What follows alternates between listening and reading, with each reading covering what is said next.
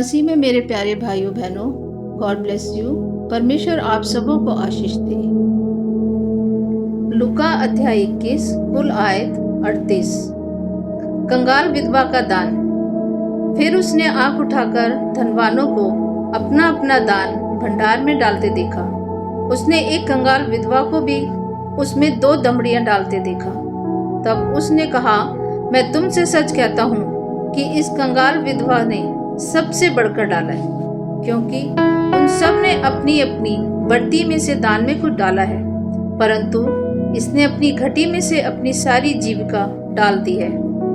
मंदिर के विनाश की भविष्यवाणी। जब कुछ लोग मंदिर के विषय में कह रहे थे कि वे कैसे सुंदर पत्थरों और भेंट की वस्तुओं से संवारा गया है, तो उसने कहा, वे दिन आएंगे जिनमें ये सब जो तुम देखते हो, उनमें से यहाँ किसी पत्थर पर पत्थर भी ना छूटेगा जो ढाया ना जाएगा। संकट और क्लेश। उन्होंने उससे पूछा, हे गुरु, ये सब कब होगा और ये बातें जब पूरे होने पर होंगी तो उस समय का क्या चिन्ह होगा? उसने कहा, चौकस रहो कि भरमाए ना जाओ, क्योंकि बहुत से मेरे नाम से आकर कहेंगे मैं वही हूँ, और ये भी कि समय निकट आ पहुंचा है। तुम उनके पीछे ना चले जाना। जब तुम लड़ाइयों और बलवों की चर्चा सुनो तो घबरा ना जाना, क्योंकि इनका पहले होना अवश्य है, परंतु उस समय तुरंत अंत ना होगा। तब उसने उनसे कहा, जाति पर जाति और राज्य पर राज्य चढ़ाई करेगा, और बड़े बड़े भूकंप होंगे, और जगह जगह अकाल और महामारियां पड़ेंगी, और आकाश से भयंकर बातें और बड़े बड़े चिन्ह प्रकट होंगे। परंतु इन सब बातों से पहले वे मेरे नाम के कारण तुम्हें पकड़ेंगे और सताएंगे, और पंचायतों में सौंपेंगे, और बंदी गृह में डलवाएंगे, और राजाओं और हाकिमों के सामने ले जाएंगे। पर ये तुम्हारे लिए गवाही देने का भी अवसर हो जाएगा। इसलिए अपने अपने मन में ठान रखो कि हम पहले से उत्तर देने की चिंता ना करेंगे, क्योंकि मैं तुम्हें ऐसा बोल और बुद्धि दूंगा कि तुम्हारे सब विरोधी सामना या खंडन ना कर सकेंगे। तुम्हारे माता पिता और भाई और कुटुंब और मित्र भी तुम्हें पकड़वाएंगे, यहाँ तक कि तुम में से कुछ को मरवा डालेंगे। मेरे नाम के कारण सब लोग तुमसे बैर करेंगे, परंतु तुम्हारे सिर का एक बार भी बांका ना होगा। अपने धीरज से तुम अपने प्राणों को बचाए रखोगे। यरूशलेम के विनाश की भविष्यवाणी। जब तुम यरूशलेम को सेनाओं से घिरा हुआ देखो तो जान लेना कि उसका उजड़ जाना निकट है। तब जो यहूदिया में हो वे पहाड़ों पर भाग जाए, और जो यरूशलेम के भीतर हो वे बाहर निकल जाए, और जो गांवों में हो वे उसमें ना जाए, क्योंकि ये बदला लेने के ऐसे दिन होंगे जिनमें लिखी हुई सब बातें पूरी हो जाएंगी।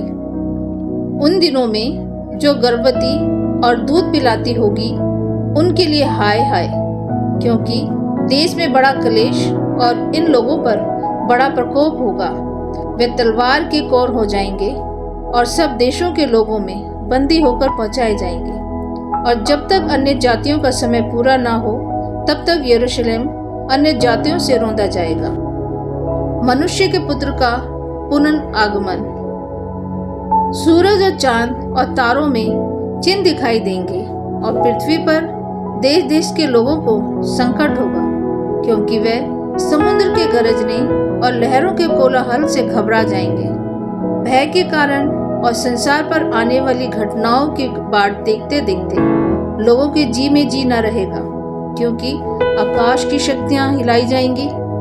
तब वे मनुष्य के पुत्र को सामर्थ्य और बड़ी महिमा के साथ बादल पर आते दिखेंगे। जब ये बातें होने लगे तो सीधे होकर अपने सिर ऊपर उठाना, क्योंकि तुम्हारा छुटकारा निकट होगा। अंजीर के पेड़ का उदाहरण। उसने उनसे एक दृष्टांत भी कहा, अंजीर के पेड़ और सब पेड़ों को देखो, जो ही उनमें कोंपलें निकलती हैं तो तुम देखकर आप ही जान लेते हो कि ग्रीष्म काल निकट है। इसी रीति से जब तुम ये बातें होते देखो तब जान लो कि परमेश्वर का राज्य निकट है। मैं तुमसे सच कहता हूँ कि जब तक ये सब बातें ना हो लें, तब तक इस पीढ़ी का कदापि अंत न होगा। आकाश और पृथ्वी टल जाएंगे, परंतु मेरी बातें कभी न टलेंगी। जागते रहो, इसलिए सावधान रहो। ऐसा न हो कि तुम्हारे मन खुमार और मतवालेपन और इस जीवन की चिंताओं से सुस्त हो जाए और वह दिन तुम पर फंदे के समान अचानक आ पड़े, क्योंकि वह सारी पृथ्वी के सब रहने वालों पर इसी प्रकार आ पड़ेगा। इसलिए जागते रहो और हर समय प्रार्थना करते रहो कि तुम इन सब आने वाली घटनाओं से बचने और मनुष्य के पुत्र के सामने खड़े होने के योग्य बनो। वह दिन तो मंदिर में उपदेश करता था और रात को बाहर जाकर जैतून नामक पहाड़ पर रहा करता था, और भोर को तड़के सब लोग उसकी सुनने के लिए मंदिर में उसके पास आया करते थे। आमीन।